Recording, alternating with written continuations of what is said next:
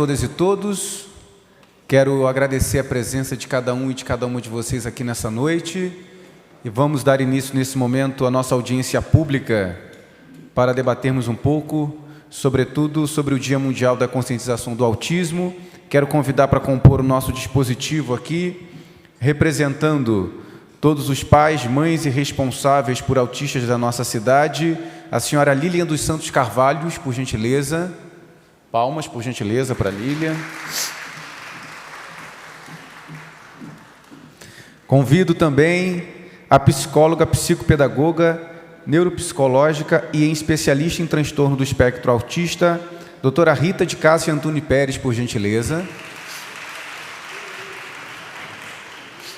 Convido, representando a Secretaria Municipal de Saúde da cidade de Niterói, a gerente de atenção psicossocial da FESaúde, senhora Miriam Ribeiro.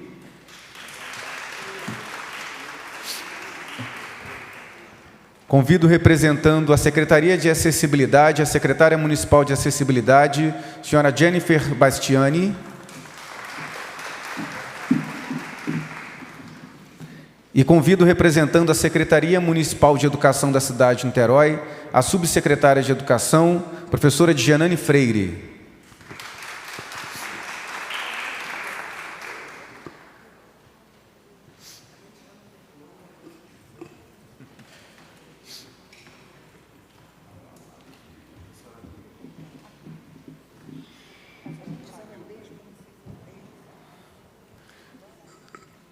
Quero agradecer aqui desde já e registrar a presença dos queridos amigos e vereadores desta casa, vereador Folha, a quem eu registro e agradeço a presença, peço uma salva de palmas, e também querido companheiro vereador Paulo Eduardo Gomes. Pedir por gentileza as representações aqui presentes que possam sinalizar para a nossa assessoria e dos mandatos também, por gentileza, para que a gente possa registrar a presença.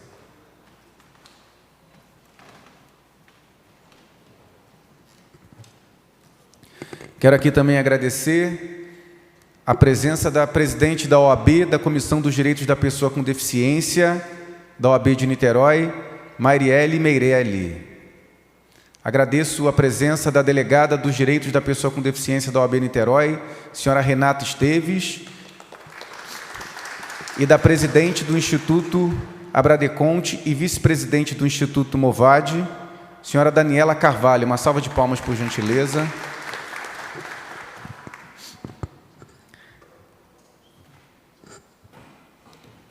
O autismo é um transtorno que atinge quase 2 milhões de brasileiros. 2 milhões de brasileiros. Em crianças, o autismo é mais comum que o câncer e a diabetes. No mundo, a ONU estima que existam mais de 70 milhões de pessoas com autismo. O dia 2 de abril é a data escolhida como o Dia Mundial sobre a Conscientização do Autismo. Essa data, criada pela Organização das Nações Unidas no ano de 2007, foi escolhida com o objetivo de levar informações à população para reduzir o preconceito contra as pessoas que apresentam o transtorno do espectro autista. O autismo é uma condição de saúde caracterizada por desafios em habilidades sociais, comportamentos repetitivos, falha e comunicação não verbal. Entretanto, terapias adequadas a cada caso podem auxiliar essas pessoas a melhorar sua relação com o mundo. Um estudo realizado pelo Centro de Controle e de Prevenção de Doenças mostrou que a incidência de casos de autismo vem aumentando. Em números, 1 em cada 54 crianças possui o transtorno do espectro do autismo em 2020. A porcentagem é a maior desde os anos 2000. Entretanto, o aumento de casos se dá por conta de fatores como mais profissionais especializados, mais avaliações diagnósticas realizadas, mais conhecimento compartilhado e a identificação dos sinais ainda na infância. Isso possibilita o diagnóstico precoce e a realização das intervenções mais cedo, estimulando o desenvolvimento de novas habilidades das crianças.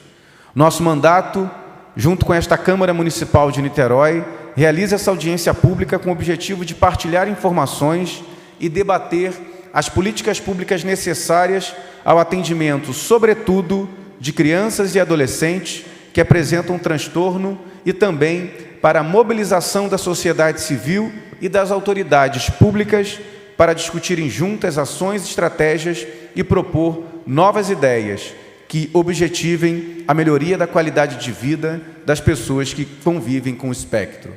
Exatamente por isso eu quero aqui agradecer gentilmente a participação e a presença de cada um e de cada uma de vocês.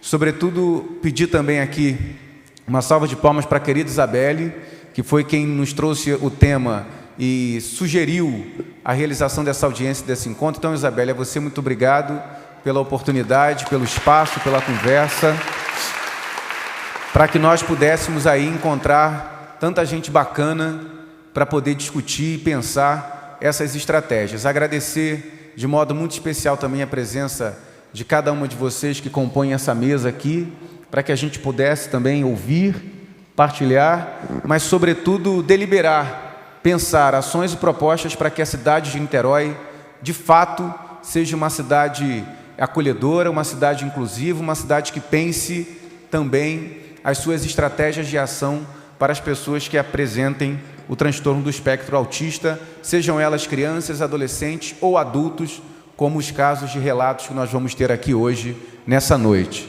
Para iniciar aqui na mesa, eu queria pedir gentilmente que a gente pudesse, então, ouvir agora a doutora Rita, que é psicóloga, psicopedagoga, neuropsicóloga, especialista em transtorno do espectro autista. Por gentileza, doutora Rita.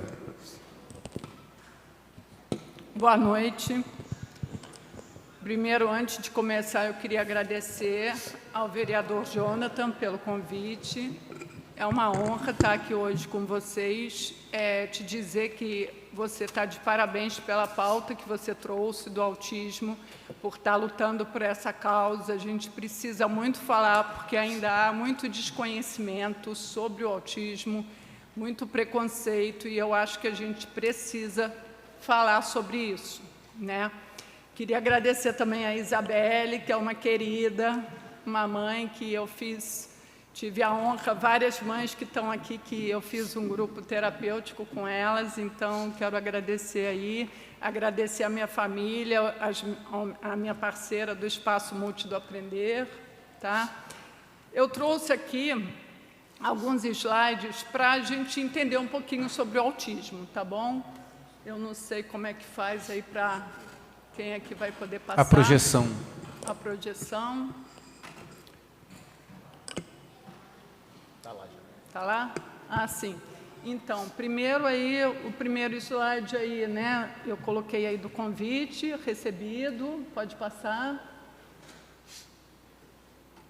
Aí, me apresentando um pouquinho, como o vereador falou, eu sou psicóloga, sou psicopedagoga, neuropsicóloga e coordenadora do Espaço Multi do Aprender, que é um espaço clínico que nós temos na Gavião Peixoto, em Niterói, e onde nós, além de fazermos o atendimento clínico, nós capacitamos profissionais da saúde, da educação. Então, o nosso espaço está sempre procurando levar informação, né, baseada em evidência científica, muito conhecimento para os professores, pais, né, e quem nos procura. Bom, eu trouxe alguns dados aqui importantes para a gente saber, alguns até o vereador já falou sobre a questão, no Brasil nós temos mais ou menos 2 milhões de pessoas com autismo. Aqui eu coloquei até no slide 1 para 51, mas agora já está, né, Lília? 1 para 44, depois a Lília vai falar um pouquinho. 2% da população infantil apresenta autismo e o marco é a Lei Berenice Piana, que a Berenice foi uma mãe que lutou muito para garantir os direitos do seu filho autista, e com a Lei Berenice Piana, os autistas passaram a ter os direitos assegurados nas escolas, a vaga nas escolas, né? O dia 2 de abril é o Dia Mundial da Conscientização do Autismo, e ele é um transtorno mais comum em meninos do que em meninas, na porcentagem de 4 meninos para uma menina. E a cor azul, porque, por ser mais né, ele ser mais em meninos, a gente colocou a cor azul. Bom, eu quis trazer também uma lei bem recente, que foi feita, foi sancionado o ano passado. Doutora, só pedir para passar o slide, por favor, isso. No próximo já. O próximo, é. Então, essa lei entrou em vigor em 2020, é a Lei 13.977, conhecida como Romeu Mion, que é o filho do Marcos Mion, que todos nós conhecemos, né? Que tem um filho no espectro, e ela foi sancionada em 8 de janeiro de 2020, e com essa lei, o texto cria a Carteira de Identificação da Pessoa com TEA, a CIP-TEA, que deve ser emitida de forma gratuita sobre responsabilidade de estados e municípios, e essa nova lei facilita ainda mais o acesso de quem tem autismo aos direitos previstos na lei, que eu falei anteriormente, que é a lei da Berenice Piana. E por que disso, né, vereador? Porque a gente sabe que o autismo, ele não tem... muitas pessoas que têm o autismo sofrem um pouco de preconceito porque elas não têm características físicas, como, por exemplo, a síndrome de Down, né?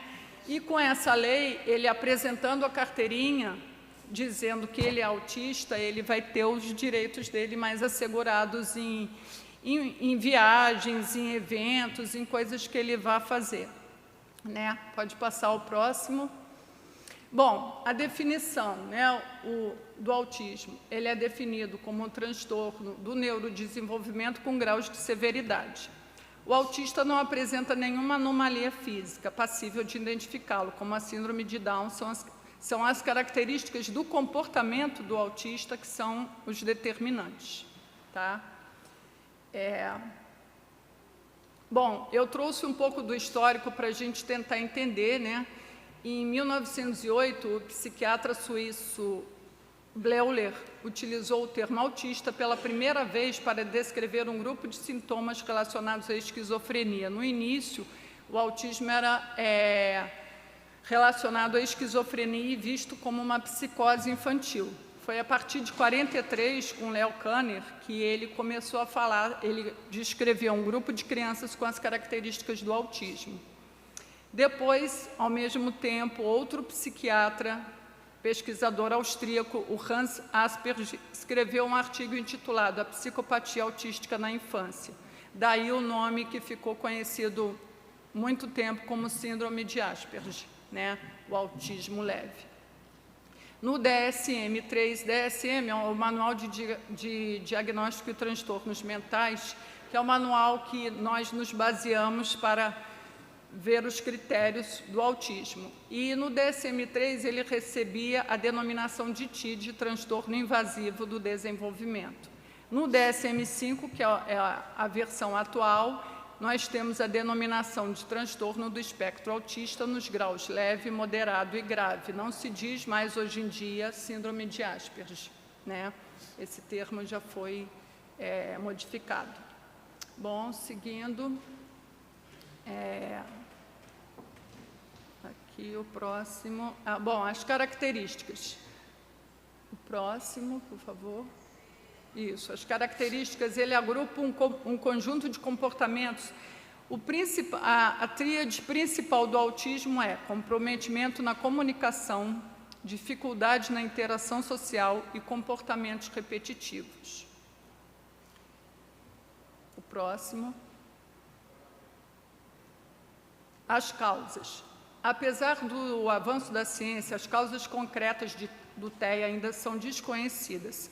Os estudos com relação à questão genética do TEA estão bastante evoluídos, mas a gente ainda não consegue delimitar quais são os genes. A gente sabe que ele é poligenético, é um conjunto de genes que causa o autismo, mas a gente ainda não consegue determinar quais são os genes. Diferentes genes têm sido reconhecidos como mais possivelmente associados com a ocorrência do transtorno. Para quem quiser conhecer mais estudos sobre essa questão da genética, eu indico vocês lerem os estudos do Dr. Alisson Motri, lá da Califórnia. Ele é um brasileiro que faz um estudo super interessante. Ele criou minicérebros em laboratório para estudar a questão do autismo. Então, o estudo dele é um estudo bastante interessante. Eu tive aula com ele na minha pós-graduação e o estudo dele é muito bacana. Alguns fatores de risco. O que a gente pode considerar como fator de risco para o autismo? A prematuridade, bebês prematuros têm mais possibilidade de vir a desenvolver. Os pais, a idade tanto materna, agora já tem estudos também que mostram que a idade paterna também, acima de 40 anos, é alguma coisa que leva a uma predisposição. O baixo peso ao nascer e aquelas crianças que passam muito tempo na UTI, foi uma coisa até que eu estudando eu não sabia desse dado, mas aquela criança que passa muito tempo, fica muito tempo na UTI, ela pode vir a desenvolver. Lógico que isso são fatores de risco, não quer dizer que vão causar o autismo, mas isso, junto com o fator ambiental, né, com a genética, pode, né, serem fatores que venham juntos, né, ajudar na causa aí. O próximo, por favor. Bom, eu trouxe alguns sinais precoces que eu acho que isso daqui é o que mais os pais se preocupam. E é onde, lá no consultório, eu falo muito que a gente precisa observar o nosso filho, né? E a questão do autismo, já com 3 meses, a gente já consegue observar aquele bebê. Então, por exemplo, se com 6 meses aquele bebê ele não demonstra afeto, ele não tenta pegar os objetos, ele não consegue emitir vocalizações, ele não balbucia, ele não sorri, é aquela criança que quando você chega perto do bercinho, ele não dá aquele sorriso para você. A indiferença ao colo, ele não gosta de ficar no colo. Esses são sinais que eu digo para os pais assim, olha, tem que ficar de anteninha ligada e já procurar, né, uma ajuda se a gente começar a notar. Se com 1 ano ele não fizer contato visual, ele não passar pelo processo de engatinhar, ele não entender as brincadeiras, ele não falar e ele não apontar, não aponta os objetos, se ele faz isso, né? Se ele só aponta, ele não consegue apontar, isso também é um sinal precoce importante para a gente ver. Depois, por favor, passou ali, com 18 meses. Com 18 meses, o bebê, a criança já tem que ter um vocabulário bem constituído. E se com 18 meses, aquele bebê, aquela criança, ela fala menos de 6 palavras, ela não aprende, ela não consegue olhar nos seus olhos, ela não imita, ela não tem um interesse social em se socializar, em brincar com o outro, e se a gente percebe que ela teve algumas aquisições e regrediu no comportamento, essa regressão de comportamento é um dos fatores muito importantes. Se com 2 anos ela não formula frases, ela não consegue seguir instruções, ela não aprender com o ambiente e ela não conseguir seguir os comandos, aí nós temos que procurar ajuda profissional. O quanto antes a gente conseguir procurar ajuda, gente, o autismo, quanto mais a gente fizer uma intervenção precoce, mais a gente vai ter ganhos, tá? Pode passar, por favor. O diagnóstico, eu acho uma das coisas muito complicadas, né, é a questão do diagnóstico. Por quê? Porque o TEA, né, tem muitas características semelhantes a outros transtornos, como, por exemplo, o TDAH, a dislexia. Então, para a gente poder... Por isso que o símbolo também é um quebra-cabeça, porque para a gente montar esse quebra-cabeça, a gente precisa ir direcionando várias coisas e descartando hipóteses, né, para que a gente realmente consiga fechar o diagnóstico do TEA, né? E, para isso, é necessário que a gente faça o diagnóstico com uma equipe multidisciplinar, que é muito importante, né? E, como eu falei, o mais precocemente possível, né? Hoje em dia já se consegue fazer o diagnóstico antes dos 3 anos de idade, você já consegue fechar um diagnóstico para você já começar a intervenção, tá? E por que é importante esse diagnóstico precoce? Porque o TEA compromete gravemente o desenvolvimento adaptativo e social desse indivíduo. Limita seriamente o funcionamento diário do indivíduo ao longo dos seus anos de vida. Então, quanto mais cedo você fizer, mais ganhos positivos vai ter aquela criança. Bom, pode passar. Aí, falando um pouquinho do tratamento, as linhas gerais, a gente tem que pensar que cada caso é um caso, a gente precisa respeitar as condições financeiras da família, porque a gente sabe que a família tem que levar, muitas vezes, a fono, psicopedagogo, psicólogo, e muitas vezes é complicado para essa família, né? Então, a gente precisa respeitar as condições financeiras. É importante uma participação ativa da família, a família tem que ser parceiro no tratamento e ter uma estabilidade familiar também. É preciso que a criança com TEA viva num ambiente estruturado, né, que os pais, com pais que participem, que olhem para ela, isso faz toda a diferença. A presença do TEA e os atrasos do desenvolvimento devem ser... Espera aí que eu estou com dificuldade ali de olhar, deixa eu seguir pelo meu aqui, só um minuto, espera aí. É porque lá fica mais difícil o finalzinho ali. Espera aí, mas já estou vendo aqui. Esse finalzinho, a presença do TEA e os atrasos do desenvolvimento devem ser priorizados assim. É muito importante, o autismo nunca vem sozinho, ele sempre vem com comorbidades associadas. Então, é importante a gente também olhar para essas comorbidades e fazer esse tratamento, né? Eu trouxe rapidamente aqui a gente falar um pouquinho do autismo nos adultos, porque a gente se preocupa muito com a questão, o autismo infantil, mas e aquele adulto que veio trazendo o autismo a vida inteira, né? E aí eu tenho mesmo um paciente adulto e ele disse que ele sempre era visto como uma pessoa esquisita, que ninguém entendia ele, que ele não gostava de participar das brincadeiras, então ele era taxado de, ele é esquisito, estranho, né? Porque ele vem. Então, geralmente, o adulto conviveu com autismo durante toda a sua vida sem ter recebido o diagnóstico antes, principalmente aqueles que têm o autismo leve. Uma forma de se detectar isso, na minha pós, eles falavam muito, e eu já escutei o Dr. Clay Britz, que é uma das referências na área dos estudos com autismo, ele diz isso: eu, às vezes, avalio o filho e o pai descobre, poxa, mas eu tenho todos os sintomas. Então, o pai se descobre autista ali na avaliação com o filho, né?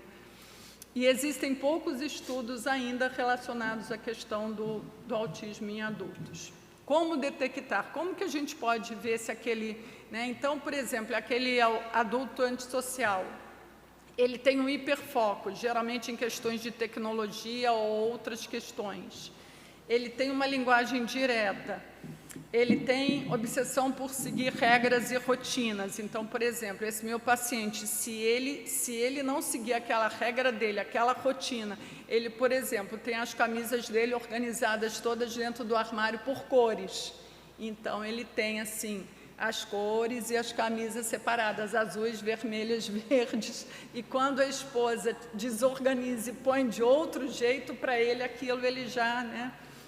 Então, tem pouca flexibilidade para mudanças e aquele adulto que, às vezes, está numa roda social e ele começa a falar um monte de coisas, aquele que a gente chama meio do sem noção, sem o filtro, né? Porque, não que ele faça, ele realmente não entende, ele não consegue entender uma piada, uma brincadeira. Então, né, essa questão do autismo.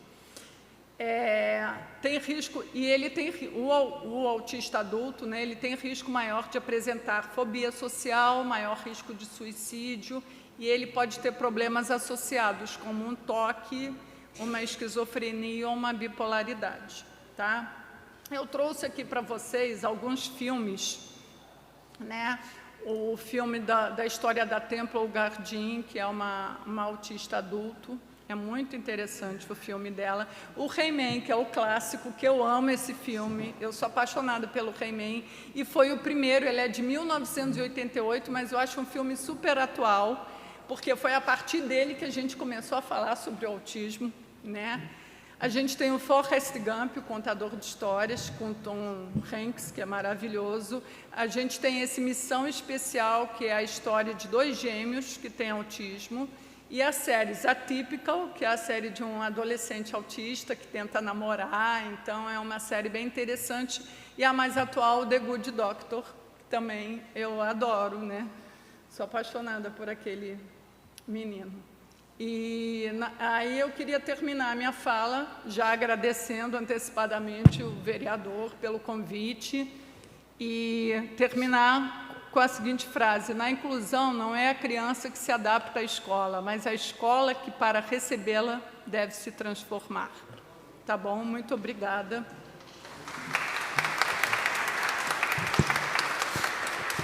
Ali tem os meus contatos, quem quiser, as redes sociais, a rede do Espaço Multi do Aprender tem muito conteúdo sobre o autismo.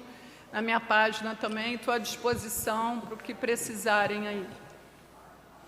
Obrigado, doutora Rita. A gente que agradece, em nome da Câmara Municipal de Niterói, pela sua disponibilidade em estar aqui com a gente nessa noite, trazendo essas informações tão importantes para poder somar na discussão e no debate que vai ser feito aqui.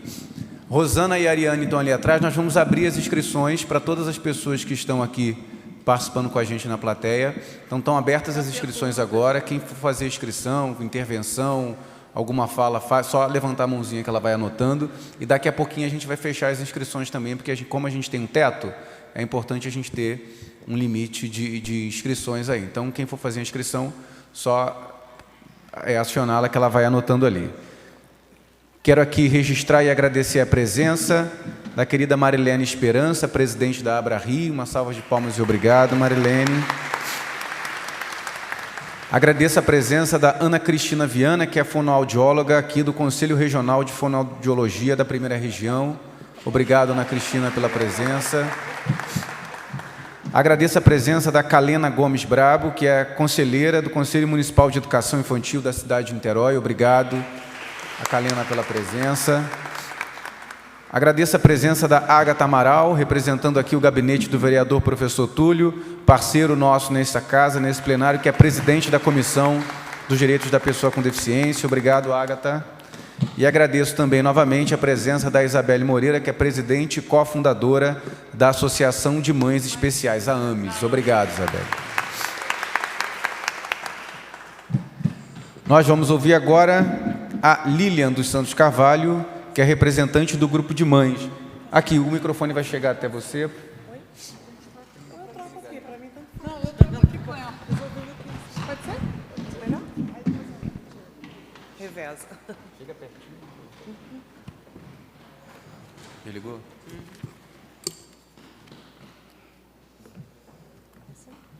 Boa noite a todas, todos e todes. Estamos aqui essa noite, eu agradeço o convite, né, do gabinete do prefeito Jonatas dos Anjos, agradeço a Isabela, que é um amor de pessoa, e é aquelas mães que a gente dá a mão e não quer largar nunca mais. Agradeço esse momento aqui, a importância desse evento, e por opção, né, eu quis escrever para deixar também à disposição de vocês o documento, documentar, para as coisas, porque eu vou pontuar aqui, a gente ficar mais fechadinho, tá? Agradeço muito o convite e vou iniciar a minha fala. Hoje estamos aqui celebrando o Dia Mundial de Conscientização do Transtorno do Espectro Autista, o dia 2 de abril. Especialmente no mês de abril e no mês de junho, quando no dia 18 é comemorado o Dia do Orgulho Autista, que é um outro evento interessante, ganhamos maior destaque e visibilidade à causa. E esses momentos fomentam importantes reflexões e oportunidades de diálogo para a tomada de decisões. E muito obrigada por abrir esse espaço para tomar decisão, né? Aproveitando essa oportunidade para trazermos pautas importantes sobre a rede de serviços do município para diagnóstico e tratamento das pessoas com transtorno do espectro autista. Quero me apresentar. Sou Lilian, mãe da Alice, uma menina que foi diagnosticada como autista aos 3 anos de idade e hoje, quase completando 7 anos, podemos avaliar o quanto a intervenção precoce foi imprescindível e a diferença que pode fazer na vida dos autistas e das suas famílias. Sou também coordenadora regional do Instituto Lagarta Virapupa, onde promovemos o acolhimento materno, apoio familiar e mobilização social, defendendo que uma sociedade inclusiva é uma sociedade melhor para todo mundo. Represento aqui também, né, como mãe, um grupo de mães chamado Autismo Trocas, que tem algumas mães aqui também que estão presentes, e estamos nos movimentos aí buscando inclusão, acessibilidade em todas as oportunidades aí que somos convocadas, né? Como enfermeira, já trabalhei na rede de programa médico de família do município e preciso destacar alguns pontos imprescindíveis na rede de serviços públicos que merecem urgente atenção. E dentro das possibilidades legislativas dessa casa, podem servir de sugestões para projetos de lei, caso ainda não tenham sido indicados. Aí eu vou destacar, tá? Construção de uma agenda permanente no município que trate as questões do autismo como uma deficiência e promova a garantia dos direitos previstos em lei. A saber, Lei Berenice Piana, Lei 12.764 de 2012, que institui a Política Nacional de Proteção dos Direitos da Pessoa com Transtorno do Espectro Autista, e a Lei Brasileira de Inclusão, Lei 13.146 de 2015. O conceito de autismo como deficiência, ele busca ampliar a visão estritamente médica ou biomédica de autismo como doença. E a gente tem trazido esse conceito como uma ampliação mesmo do olhar sobre o próprio autismo. Cabe ressaltar que já é um dado atual do Centro de Controle de Doenças nos Estados Unidos, que a prevalência no ano de 2021 é de 1 para cada 44 crianças no transtorno do espectro autista. No ano de 2020, essa estimativa era de 1 para 54, para ver o salto que já deu, né, de um ano para o outro, num país que faz pesquisas sobre o autismo e tem estatísticas e dados. No Brasil, embora ainda não temos um censo nem registro atualizado, estima-se 2 milhões de autistas. Então, não é nada raro, né? Se você não conhece um autista, talvez você não saiba, né? Ou ainda não olhou com muita atenção ou com mais atenção as pessoas que estão convivendo com você.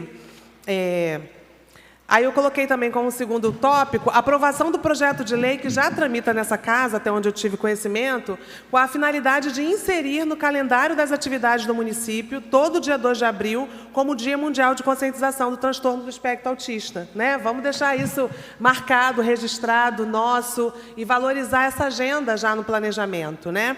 Essa parte é mais delicada, mas eu preciso falar, tá? Para o nosso município, precisamos destacar a necessidade de viabilizar a capacitação dos profissionais de saúde para a garantia da Lei Federal 13.438, de 26 de abril de 2017, que torna obrigatória, vou repetir, obrigatória a adoção pelo Sistema Único de Saúde de protocolo que estabeleça padrões para avaliação de risco para o desenvolvimento psíquico em criança nos seus primeiros 18 meses de vida. 1 ano e 6 meses de vida, as nossas crianças do município já deveriam estar sendo rastreadas para o transtorno do espectro autista ou qualquer outro atraso de desenvolvimento. E aí isso está muito distante, mas isso é muito importante. Na consulta de rotina, né, na consulta pediátrica de acompanhamento. Como profissional de saúde, com mestrado em saúde pública, sinto-me eticamente implicada em apontar que, infelizmente, o despreparo de alguns profissionais para manejo da situação e a não valorização da queixa dos pais quanto aos primeiros sinais do autismo podem adiar tanto as intervenções precoces quanto a confirmação diagnóstica. Ressalto que a intervenção deve ser realizada assim que haja a suspeita de sinais clínicos do transtorno do espectro autista e não existem exames ou necessidade de espera de diagnóstico para iniciar tais intervenções. Trago aqui que a versão atual da caderneta da criança, que as crianças mais novas com certeza têm, né? A do ano 2021, é um instrumento intersetorial de vigilância do crescimento e desenvolvimento infantil. E na página 87 está inserido o MCHR, o checklist modificado de rastreamento do autismo em crianças pequenas. Precisamos, urgentemente, viabilizar esses meios para acolher nossas famílias e garantir o direito constitucional de acesso à saúde. Não podemos jamais esquecer que temos um sistema universal de saúde e precisamos fortalecer o nosso sistema, sendo público e gratuito e de qualidade. O quarto tópico que eu trago é a criação de uma estrutura de rede de serviços no município para acesso tanto dos profissionais de diferentes setores, saúde, educação, assistência social, transporte, segurança pública, etc., quanto para orientação constante às famílias. tanto no período de investigação de sinais do autismo, quanto no momento de diagnóstico e tratamentos ofertados, na intenção de evitar deslocamentos necessários, longas esperas na regulação para o especialista e, o mais importante, não desperdiçar tempo, já que, comprovadamente, a primeira infância é a melhor janela de oportunidades para a realização de intervenções que poderão garantir maior autonomia, independência e qualidade de vida, tanto aos autistas quanto às suas famílias, né? E eu quero destacar também a questão dos sinais, e a questão intersetorial dos sinais, o tempo, né, que a gente não pode perder nessa primeira infância, o quanto é importante não passar, né, não deixar passar. Uma vez que o autismo não é uma doença e não existe prevenção nem cura, o reconhecimento da condição como deficiência e, portanto, para toda a vida, fiquei muito feliz quando ela trouxe a questão do autismo adulto, que a gente ainda atribui e associa muito à criança, né, mas é apenas a primeira fase da vida, reforça pensarmos em políticas públicas inclusivas e para os diferentes ciclos de vida. Olha só como isso é imenso, né? Na infância, a garantia de acesso ao rastreio, intervenções precoces e inclusão escolar. Na adolescência, programas que promovam socialização, acesso a cursos de profissionalização, inserção e permanência no mercado de trabalho, considerando e respeitando as especificidades comunicativas e comportamentais da pessoa com transtorno do espectro autista. É o que ela terminou falando, né? A sociedade tem que se adaptar e não exigir somente do autista que a vida toda se adapta a uma sociedade que não é inclusiva e que tem muitas barreiras, né? Aí eu terminei aqui, peraí, me desculpa. Para a vida adulta, políticas que promovam a independência financeira, autonomia nas atividades da vida diária. Consideramos as moradias assistidas como locais de inclusão. Trago essa informação porque precisamos pensar a curto, médio e longo prazos. Garantir o direito do autista enquanto cidadão e o acesso aos serviços públicos e ocupação dos diferentes espaços sem discriminação. A campanha nacional deste ano chama a atenção que lugar de autista é em todo lugar. E se um lugar não está preparado para receber com qualidade uma pessoa com deficiência, este lugar, sim, é deficiente, não a pessoa, né?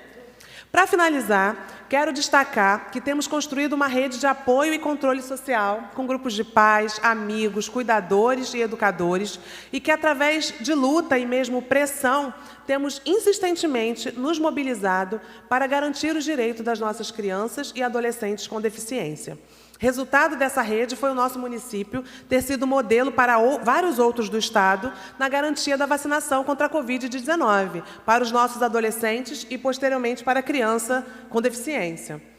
Atualmente, temos várias pautas voltadas para a inclusão escolar, por mais professores de apoio na rede municipal. Aproveito o espaço para chamar a atenção para um maior suporte às nossas creches comunitárias, que recebem crianças em que idade? 2 a 5 anos. E a idade que se identifica os primeiros sinais. E ainda que os professores, né, identificam, lidam com barreiras para encaminhar, para articular e para receber encaminhamentos e intervenção. Essa falta de suporte nessa etapa inicial da vida escolar implicará em mais problemas para a inserção da criança na educação infantil, alfabetização e segmento escolar. O autismo é uma deficiência invisível, mas as necessidades dos autistas não podem jamais serem invisíveis. Ocuparemos os espaços, as escolas, os serviços de saúde, tanto para reforçar que o lugar de autista é em todo lugar, quanto para estabelecer um pacto coletivo que, em todas as discussões que falem sobre o tema, os sujeitos e protagonistas dessa luta, estou no lugar de mãe, né, aliada, profissional de saúde, mas que eles sejam os próprios autistas, no seu lugar de fala, com seus recursos de comunicação. Afinal, o lema é nada sobre nós sem nós, jamais, né? Que este seja mais um momento com muitos desdobramentos e nos colocamos à disposição, eu e meu esposo Paulo, nós somos administradores do Instagram, Pais Além do Espectro. A gente fez há 1 ano e está sendo muito rica essa experiência, né, de Instagram, não sei. para juntos construirmos uma Niterói mais inclusiva, pois com a inclusão não serão somente as pessoas com deficiência que serão beneficiadas, mas toda a sociedade, que será capaz de viver e conviver com a neurodiversidade. Uma relação baseada no respeito, na inclusão e na luta anticapacitista. Muito obrigada pela atenção, estamos à disposição.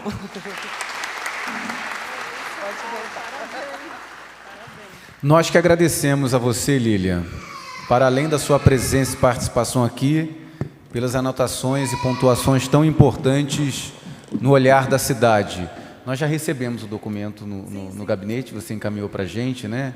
Eu farei questão, Paulo, Folha, vereadores que estão aqui, de partilhar o documento com os demais mandatos, que eu acho que são pontuações muito necessárias e relevantes ali, para nós, então, conseguirmos pensar e discutirmos juntos essas questões que foram pontuadas pela Lilian, parabenizando e agradecendo também pelas partilhas que são feitas na conta do Instagram, na rede social, que eu acho que é importante, né, abrir a intimidade da família, né, para poder contar um pouco e mostrar, né, para todas as pessoas que ali acompanham e seguem.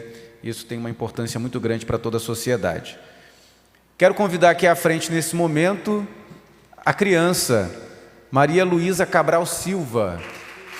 Maria Luísa tem 9 anos, é estudante do 4º ano do ensino fundamental do município de São Gonçalo e é palestrante em eventos literários, como a Flinite, a Ler Flisgo, recita poesias e é fluente em inglês, mesmo sem nunca ter frequentado algum curso, e agora ela vai fazer uma intervenção cultural dentro da nossa audiência. Então, com vocês, Maria Luísa Cabral Silva.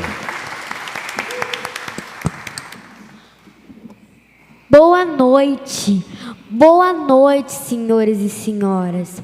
Eu estou muito feliz de estar aqui e eu espero que vocês estejam felizes também.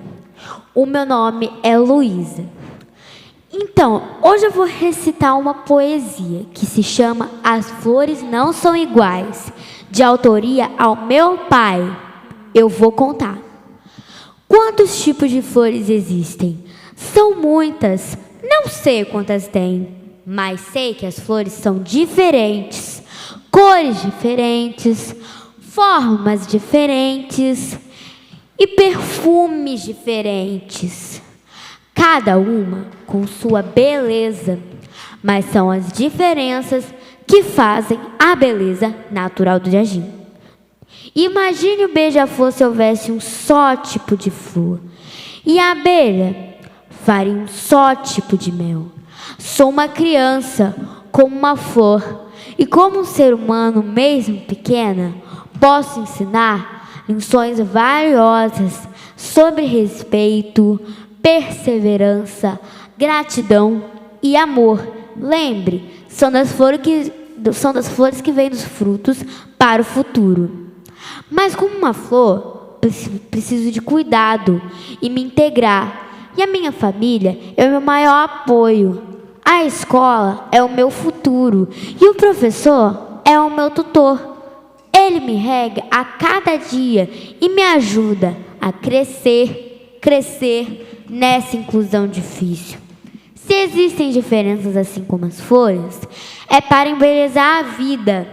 Mas que graça seria se todos fossem iguais? Termina esse texto com a frase do grande mestre Paulo Freire. A inclusão acontece quando se aprende com as diferenças e não com as igualdades.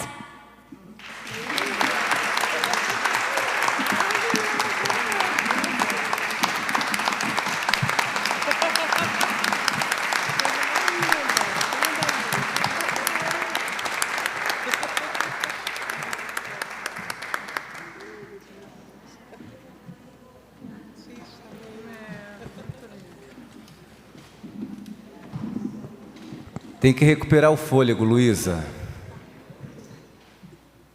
Tem que recuperar o fôlego, né?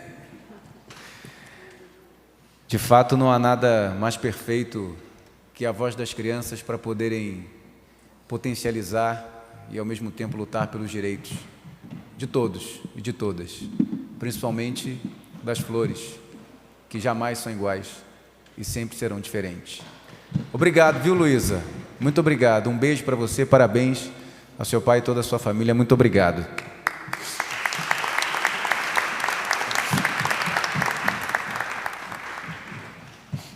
Quero aqui agradecer a presença também, registrar e agradecer a presença do querido Fernando Brandão, diretor da Sala Nelson Pereira dos Santos. Obrigado, meu amigo, pela sua presença. Do querido amigo Joel Oliveira, que é diretor de acessibilidade cultural também da Sala Nelson Pereira dos Santos. Obrigado, Joel, pela sua presença aqui. Da Marcele Apolinário, chefe de gabinete do CGE, coordenadoria de eventos. Obrigado, Marcele, pela presença. Agradeço a presença da doutora Alice Santos, coordenadora executiva do Observatório Fluminense do Autismo da Universidade do Estado do Rio de Janeiro, a nossa querida UERJ. Obrigado, doutora Alice, pela presença aqui também. Vou partilhar agora a palavra aqui na mesa.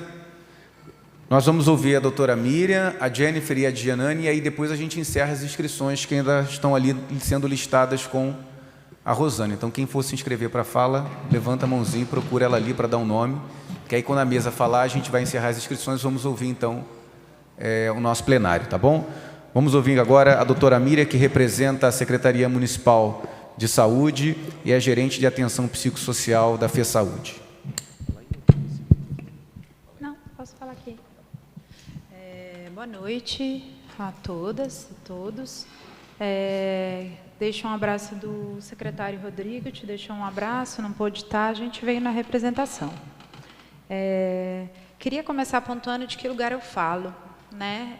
Hoje eu estou aqui, acho que, sobretudo como uma técnica de saúde mental, eu sou terapeuta ocupacional de formação e passei grande parte da minha atuação na assistência num CAPS infantil.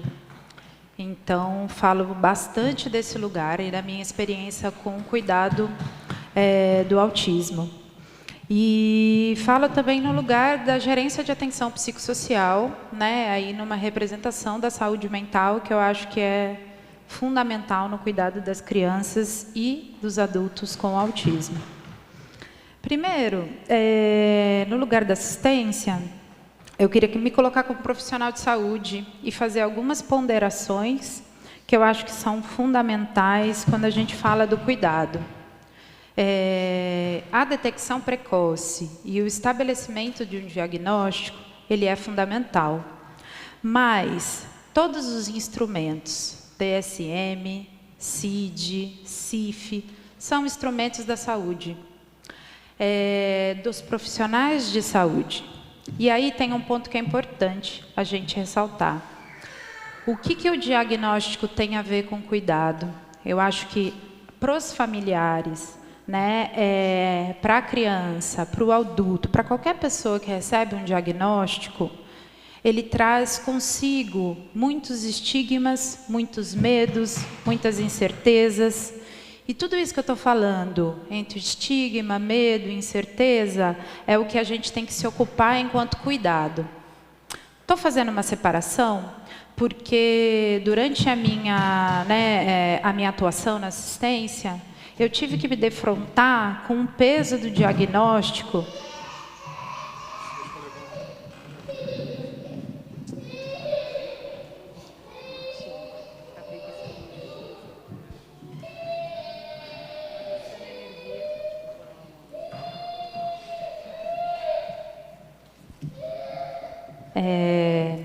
Retomando, machucou, tadinho. O peso de um diagnóstico dado, sem a gente poder se ocupar de verdade, que é a relação que a gente cria com pais, com familiares, com a criança, em que a gente possa dar conta de todas essas outras coisas.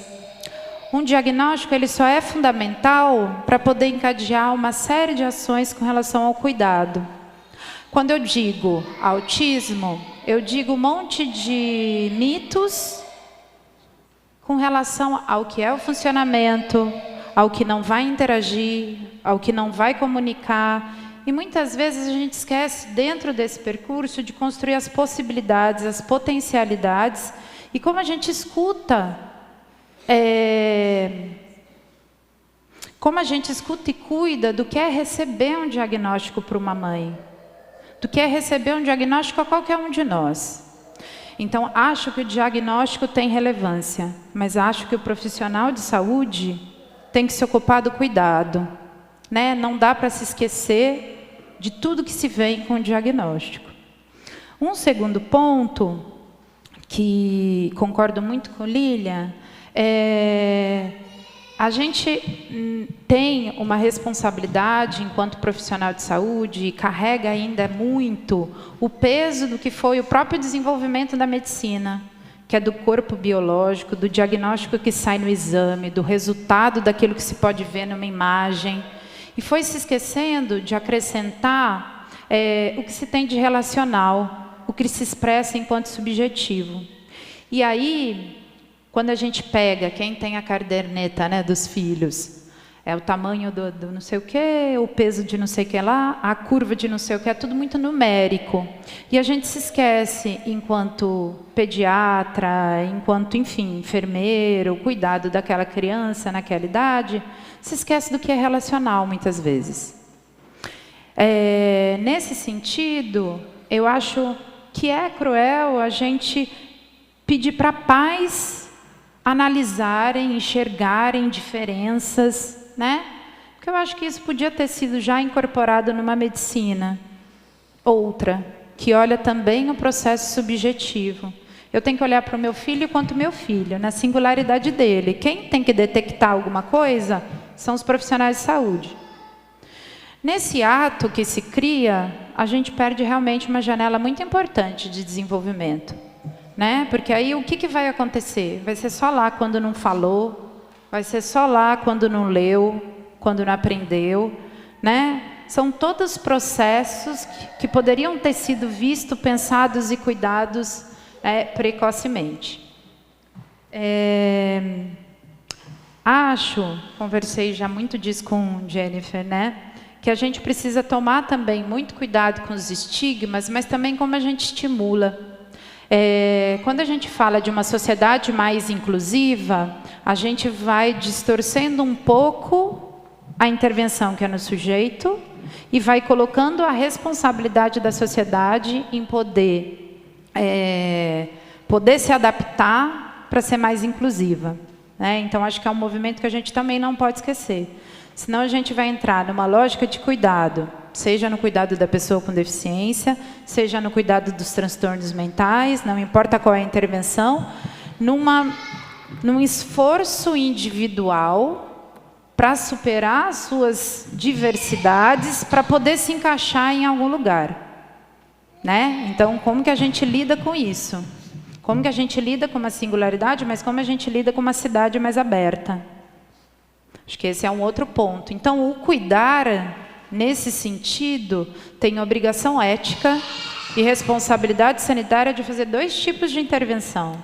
Uma intervenção que pode ser, sim, com os familiares e com o sujeito, né, com os usuários, para que eles possam desenvolver habilidades ou ter várias outras experiências que façam com ele lide com aquele jeito dele, sem o sofrimento.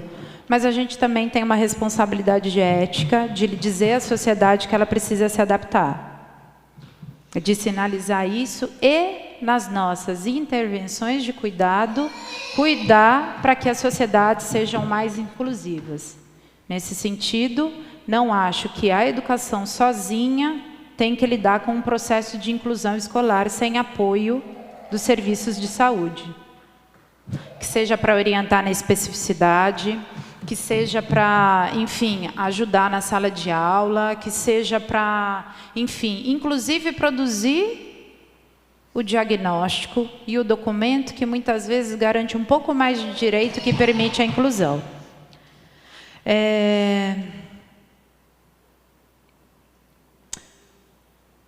Vou colocar uma pauta que eu acho que a gente, quando vai pensando no cuidado das crianças, principalmente, a gente tem que pensar em como que a gente vai cuidando desses diferentes estímulos. Porque muitas vezes a gente vai, em vez da gente cuidar, a gente vai agregando diagnóstico. Então, por exemplo, um diagnóstico dado de autismo Eu vou dar um exemplo aqui, tá? Para uma criança que é deficiente visual e tem uma estereotipia, ele é um diagnóstico, né, acrescentado a mais um estigma, sendo que o estímulo do corpo dela para se movimentar, para se reconhecer, é o que gera aquilo. Então, eu acho que a gente precisa começar, enquanto profissionais de saúde, a olhar os sujeitos, os contextos, onde eles estão. E aí, eu me lembro, para falar isso, eu me lembrei de um documentário que eu gosto muito. Ele chama Procura-se Janaína, que é um documentário feito pelo Itaú Cultural, naquele momento em que em São Paulo tinha as FEBEMs, e que tinham 80 crianças numa ala com poucas cuidadoras. Quase todas elas receberam o diagnóstico de autismo porque não conseguiam ter o estímulo necessário pela proporção aí de cuidadoras e de crianças. O que eu quero dizer com isso? Eu quero tomar um pouco a responsabilidade de como a gente consegue olhar para situações de risco e garantir o cuidado. Acho que a gente fez um esforço hercúleo para a retomada das escolas, com os protocolos, porque a escola é um direito, mas a escola é um estímulo ao desenvolvimento, né? E aí todo o esforço que a gente fazia nesse discurso é um pouco entendendo que tem vários espaços em que a criança também recebe cuidado para o seu desenvolvimento. Então, acho que quando a gente fala porque teve uma passagem, né, importante, o autismo era um transtorno que passou a ser considerado uma deficiência.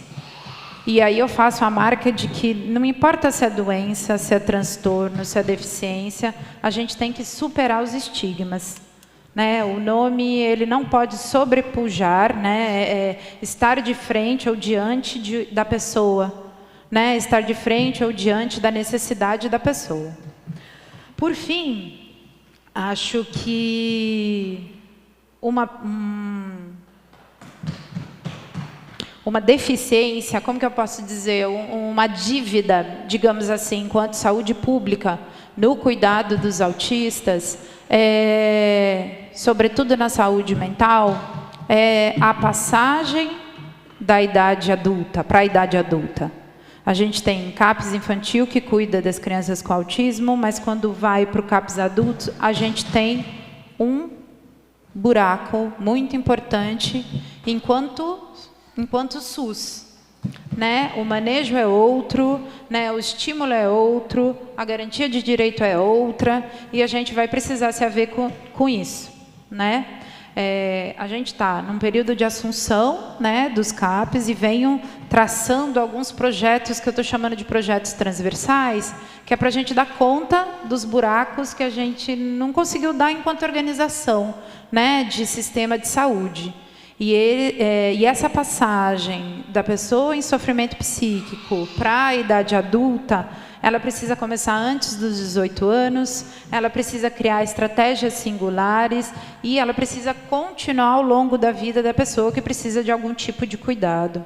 E aí, dentro disso, eu acho que os adultos autistas têm um prejuízo muito grande dentro da rede de atenção psicossocial. Não precisamos negar isso, a gente precisa olhar, reinventar estratégias, cuidar, porque os casos de maior gravidade precisam sim de acompanhamento por toda a vida. E aí esse acompanhamento, como a gente garante e quais espaços que a gente vai garantir esse cuidado. Eu encerro a minha fala, né, para depois a gente poder compor e, enfim, acho que a gente tem muito que avançar em Niterói enquanto direito à cidade, né? A gente está na conferência aí, organizando a conferência municipal, a gente já fez algumas conferências livres, mas a gente vai trazendo um pouco a discussão como um pano de fundo, como que a gente consegue garantir o direito à cidade? Para a pessoa com transtorno, com autismo, para a pessoa com deficiência, né? Quando a gente fala de acesso e de acessibilidade, a gente fala muito mais do que a arquitetônica, né? A atitudinal, eu acho que é uma bandeira que a gente precisa levantar.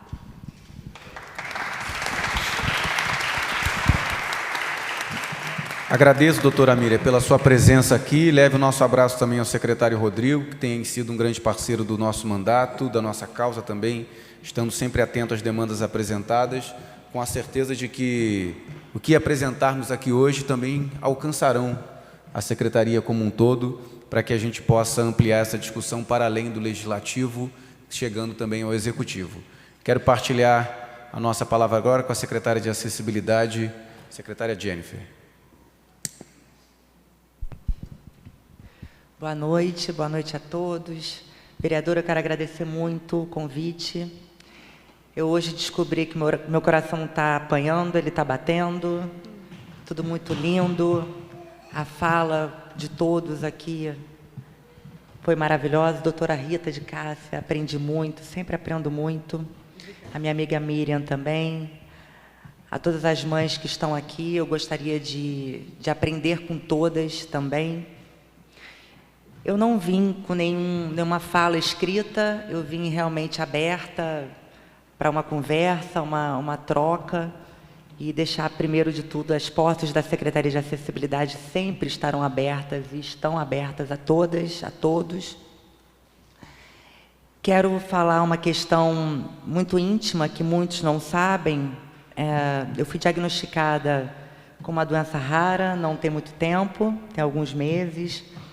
Eu já nasci com uma deficiência auditiva e quando a doutora fala sobre o diagnóstico precoce, o tratamento precoce, teria sido muito mais importante se eu tivesse sabido dessa questão antes.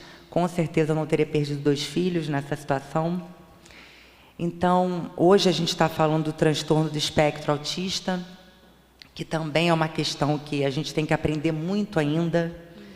Então, com certeza, além do estudo legal, hoje a gente tem a doutora aqui também representando a OAB, eu também sou advogada e hoje eu estudo biomedicina, porque eu quero aprender e o que eu puder fazer como Poder Executivo, enquanto eu estiver na Secretaria de Acessibilidade, porque eu sempre digo que eu não sou secretária, eu estou secretária. Eu vou fazer, eu estudo, eu leio, eu aprendo, né? Então, eu estou sempre aberta a isso. O TEA realmente é uma questão que a gente tem muito que aprender. Hoje nós temos na Secretaria o cartão, né, de estacionamento, cartão para vaga especial, onde nós sentimos a necessidade em colocar a especificação com o laço, né, colorido. Sim, eu vou até contar o porquê.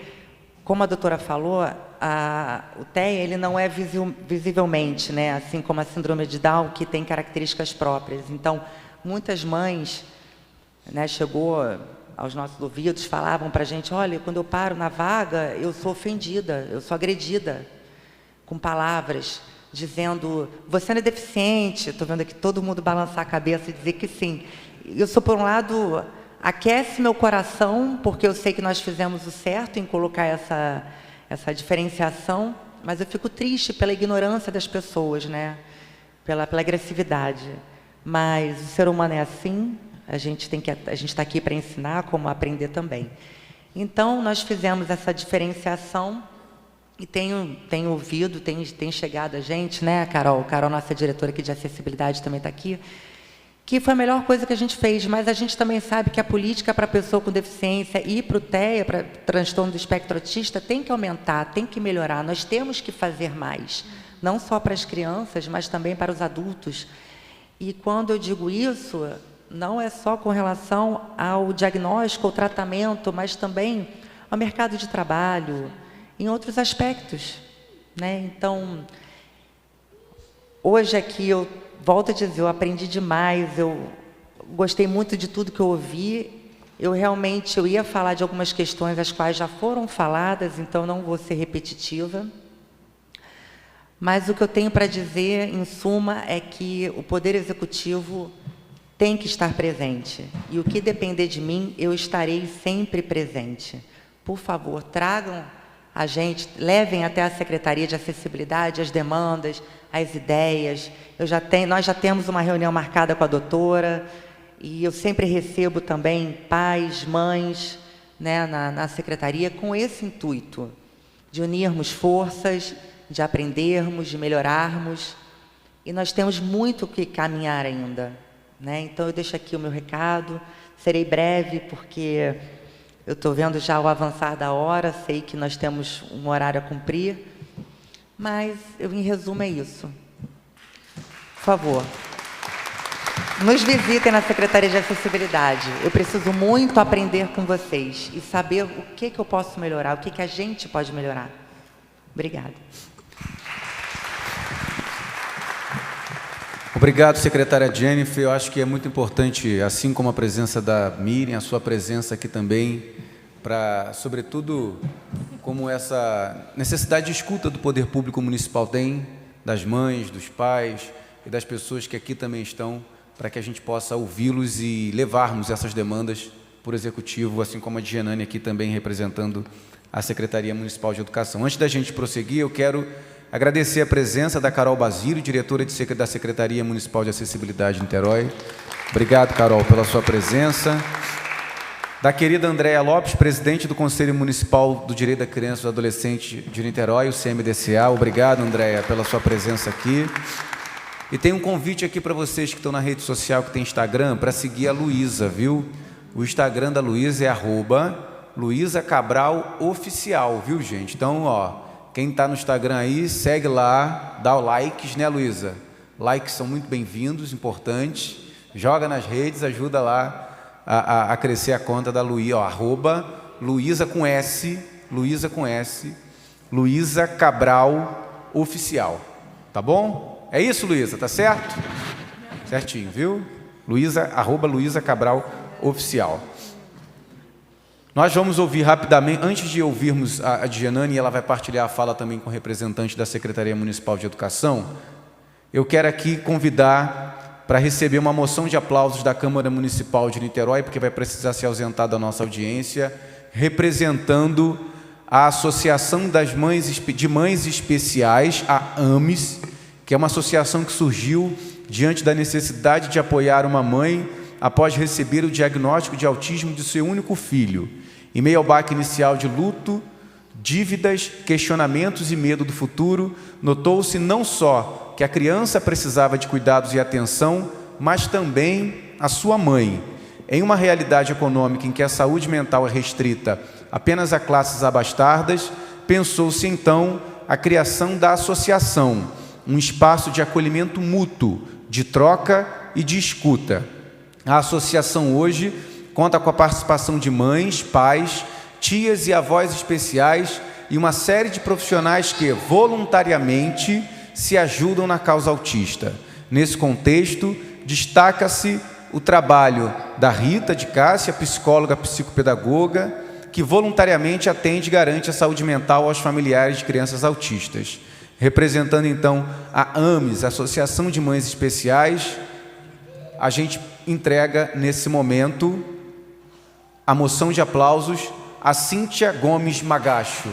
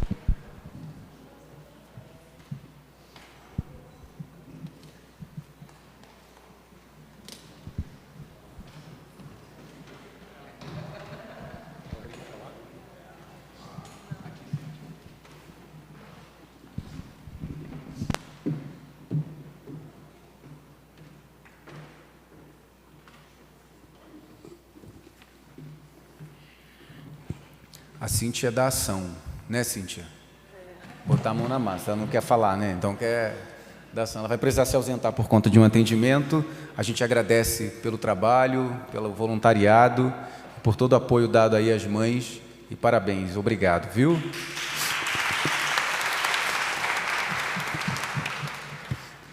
Vamos passar a palavra agora para a professora Djanane, subsecretária de Educação, representando a Secretaria Municipal de Educação, que vai fazer uma partilha da fala também com o representante da Coordenação de Educação Especial da Secretaria. Boa noite a todas e todos. Quero agradecer especialmente ao vereador Jonathan e a sua equipe maravilhosa, como sempre, e falar a todos e todas aqui que eu estou aqui representando tanto a Secretaria Municipal de Educação como a Fundação Municipal de Educação, numa nova equipe que está se formando. Estou aqui em nome do professor Lincoln Santos, que é o nosso novo secretário de Educação. E nós estamos muito positivos, com muitos desafios com certeza, mas nós educadores não nos furtamos aos desafios, estamos sempre positivos aos desafios e sabemos que vamos enfrentar todos eles, trazer resposta positiva para essa sociedade, para os alunos, para os pais. É muito emocionante estar aqui nesse momento, nós estamos só há 5 dias, né, vereador? O vereador vem acompanhando essa nossa transição, estamos há 5 dias à frente da Secretaria de Educação e temos certeza que vamos trazer resposta positiva para essa sociedade que espera por esse momento e a gente sabe que vai conseguir. E a gente tem uma equipe muito potente agora à frente da Secretaria e como eu não poderia deixar, né, de trazer uma pessoa de extrema importância para esse assunto, que é o professor Eugênio Cunha, que está aqui presente. Ele é pedagogo da nossa rede, professor. É muita alegria ter uma pessoa com um currículo desse na nossa rede. Professor, pedagogo, doutor em educação, já escreveu vários livros no assunto, em voga aqui nesse momento, e artigos. Assim, a gente se sente muito lisonjeado com a sua presença na nossa rede, na nossa equipe. Quero te agradecer por estar compondo essa equipe, que está reiniciando esse trabalho, e queria passar a palavra a você, que é de extrema importância ouvirmos você nesse momento. Ele é maravilhoso.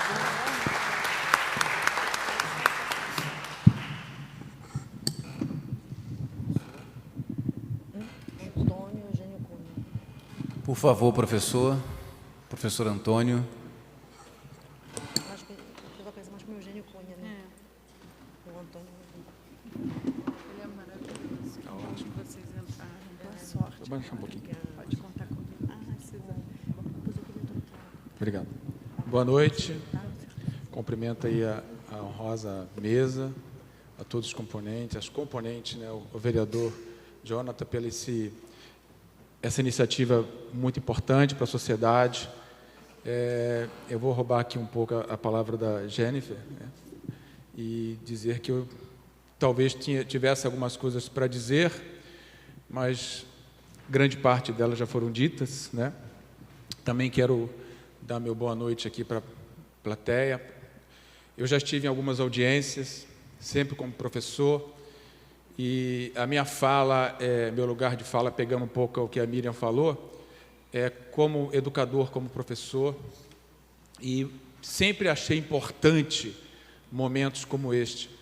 Eu vim de uma época que não se falava em autismo em escola, não se falava em autismo em políticas públicas. Como a Berenice Piana um dia falou, que a lei, as políticas públicas, os movimentos das famílias, dos educadores, tiraram o autismo da invisibilidade. Hoje nós temos filmes, temos personagens, temos debates, temos um plenário que se abre para ouvir, né, as demandas e, como a subsecretária falou, tentar superar, né, os desafios que são muito grandes. E, para vocês terem uma ideia, no Brasil inteiro, em torno de 40% das matrículas da educação especial é de alunos com autismo. É um número que cada vez mais cresce. Eu, semana passada, falando numa escola aqui em Niterói, para alunos de 14, 15 anos, falei com eles assim, é bem provável que vocês, quando terminarem o período escolar, quando terminarem a universidade, quando estiverem trabalhando, ou estiverem, de repente, formando suas famílias, vocês vão ter contato, vão trabalhar, podem até casar com pessoas com diagnóstico autismo e podem até ter filhos. Então é importante, desde já, a gente criar essa consciência social da inclusão. Eu tenho um filhinho de 5 anos e está numa escola inclusiva e a sua melhor amiga é uma menina também de 5 anos com autismo. Ela não fala, mas a sua postura, o seu gesto, o seu movimento demonstra como ela gosta do meu filho. O meu filho, assim como os filhos de muitas pessoas, tem hoje a oportunidade de ter essa convivência. Como foi dito aqui, né, o Paulo Freire falou muito bem, deixou esse recado para nós. A inclusão, nós aprendemos muito mais com as diferenças do que com as semelhanças. E eu não tive essa experiência na minha época de aluno. Eu acho que a maioria aqui também não teve, de estudar com alguém com espectro autista, com alguém com deficiência, com síndrome de Down. Então, eu louvo essa casa, louvo esse gesto de toda essa equipe, do vereador Jonathan, de vocês de estarem aqui. E é importante que a gente não desista. A Secretaria de Educação Especial, a Coordenação de Educação Especial, na pessoa da sua coordenadora, a Andréia Pierre, está também de portas abertas para receber as famílias, para receber as demandas. Eu pessoalmente tenho ido em escola, conversado com professores, conversado com coordenadores, conversado com diretores de escola da rede municipal de Niterói, para saber qual é a demanda, quais são as necessidades, porque nós estamos criando em Niterói uma política específica dentro da Secretaria de Educação Especial, da Coordenação de Educação Especial, uma política específica para autismo, porque a demanda é muito grande. Então, eu agradeço muito a oportunidade de vocês terem me dado, de vir aqui, e reencontrei várias pessoas que eu já vi em outros momentos, né? Já tiramos fotos, e queremos continuar. E eu acho interessante, muito importante ressaltar isso, que a nossa realidade há 5, 3, 10 anos atrás, quando nós nos encontrávamos, era outra, muito mais difícil. E mesmo depois de 2 anos de pandemia, a nossa esperança é muito grande. E a nossa expectativa maior ainda. Muito obrigado pela oportunidade.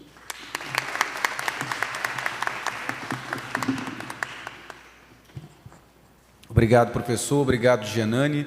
Penso que também é muito importante nós termos nesta mesa a representação da Secretaria de Educação, né? Apesar de recém-chegados na gestão, né? Então a gente também já agradece pela disponibilidade de estarem aqui conosco nesse exercício de escuta também, por conta de todos os desafios que a gente vem passando.